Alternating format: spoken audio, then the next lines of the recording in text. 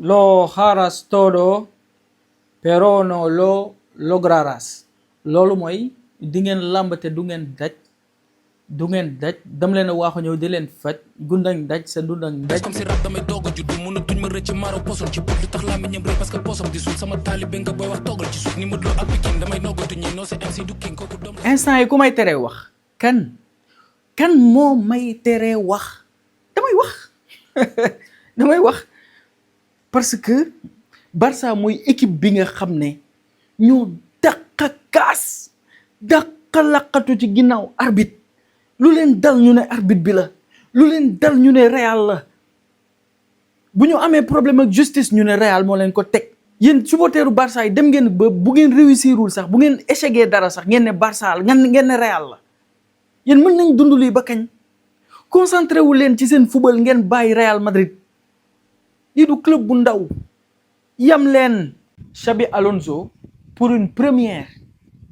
def na lu ñu ko wax pour une première demande population bi la il nous a écouté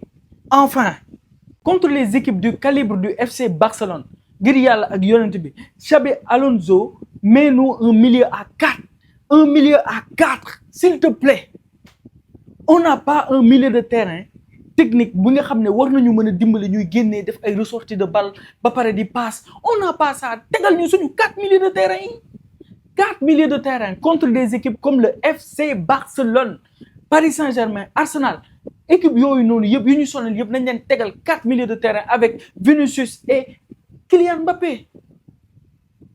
Pourtant loolu yomb naa comprendre. démb ba may def vidéo bi dama ne man loolu mooy sama demande mooy sama xalaat te yàgg naa leen ko wax Xabi Alonso pour man sax du ko def mais tey ba ma gisee classement bi dama ne enfin te dinañ ko gis. damay déglu tamit dinañ ko gis dinañ xam clairement ne on peut pas faire face à des équipes comme le FC Barcelone avec un milieu à 3 c'est pas possible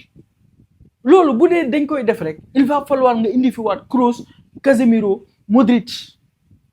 un talent comme Modric, un régulateur du jeu comme Toni Kroos, un destructeur de toutes les occasions et un récupérateur hors norme comme Casemiro. Si on n'a pas ce milieu de terrain-là, laissez tomber. À chaque fois bu ñu amee opposition ak équipe bi dañuy lekk dañu suñu morom ci jeu, c'est pas possible. Mais le Real Madrid, on n'a pas besoin d'avoir un jeu à la Barcelone ku ko bëgg demal nga nekk supporter FC Barcelone demal nga nekk supporter Paris Saint-Germain wala Arteta Arsenal. C'est le Real Madrid ñun suñu ADN lan la gagner duñu sàcc nag même bu dee seen booy bu réew boobu nee na ñun dañuy sàcc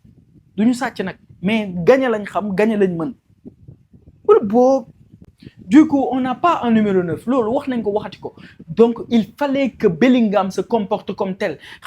Par exemple, si Carreras a le ballon, ou Valverde sur le côté droit, Kylian Mbappé, première réflexion, la balle. Alors qu'on a besoin d'un numéro 9 fixe qui attend le ballon. Pourtant, c'est simple.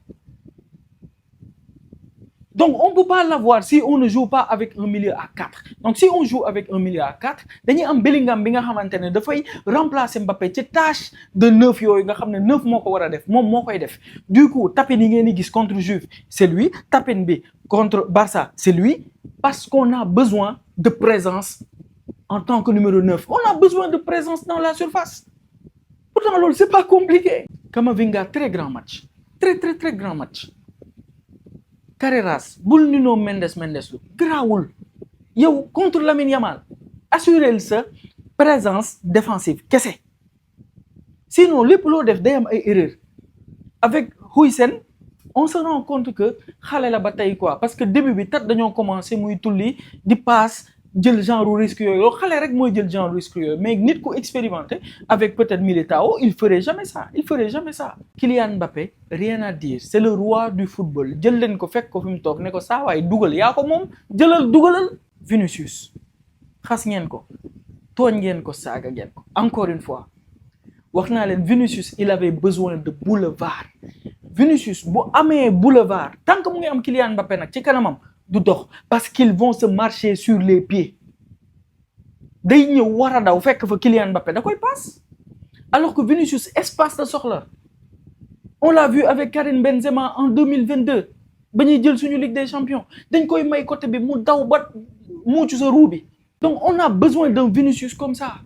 Tchouaméni, très grand match. Valverde, un capitaine exemplaire. Mais que dire de Thibaut Courtois? Arda Güler, c'est erreur bi baal nañ la ko, c'est pas grave, tu es encore jeune. Kylian Mbappé, sa penalty bi baal nañ la ko, grawul nan ngay def bu dee arbitre yi dañ ñoo sonal bu dee arbitre yi joueurs yi waa Barça ak ñëpp dañ leen di dal seen kaw pour ñu arbitrer mal contre le Real Madrid mais luñ ci mën yàlla bu ne lii la gars yi wasalaam. match bi jeex na de mais ba léegi maa ngi wër Ike Foé anam ndeke mayo Carreras bi tubéy bi daa am poche ndeke ci poche am la ko dugal. Ike Foé nee nga ñun arbitre yi dañuy sàccal ñun dañuy kaas dañuy coow rek dañuy fen assume mon gars assume. maa ngi doon wax démb ne saa yi daf may saf benn El Hadj Diouf waaw mu ngi mel ni coow moo koy dundal mais bu dee coow moo lay dundal nag da ngay assumer. Un certain El Hadj Diouf ba muy wax da ko doon def ci terrain bi gars yi gis mais les supporters du FC Barcelone seen boy bi jël leen ngeen yaraat ko wala ngeen yaraat seen club bi parce que ngeen xam ko ngeen bañ koo xam ñoom bu ñuy def entraînement gelam bi di Nicky Nicole ci banc wu staff bi lay toog léegi Lamine Yamal yéen mooy seen lan bugguma wax loo xam ne rafetul mais mooy seen lan après mais club day am norme ñu régler club bi. Kylian Mbappé kan moo ko dàq dugal fii ba mu ñëwee Real Madrid il s'est fait petit. Si le Barcelone est un grand club une institution am na yenn yoo xamante ne waruñu ko bàyyi sax muy génn ci presse bi waruñu bàyyi ku mel ni Lamine Yamal di toog ak ay streamer di génnee di wax yenn wax yooyu loolu noonu moo leen dal moo leen indi lii.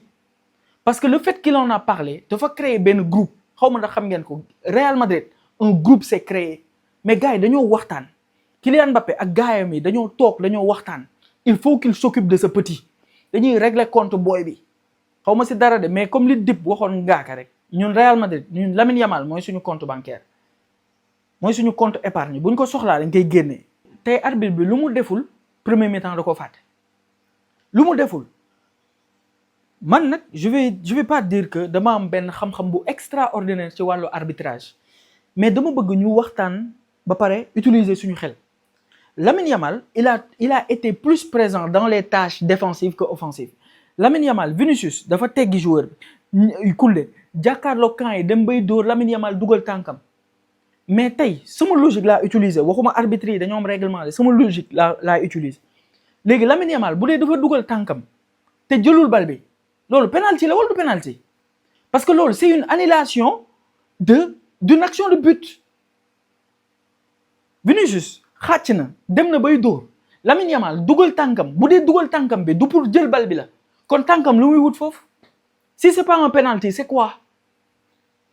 sinon biu Mbappé bi ne ngeen tànku Mbappé bi dafa dépassé ok donc peut-être moom tànkam yi ñoo rëy quoi kon foog mu wàññi ay baaraamam ok arbitre bi tey lu ko neex la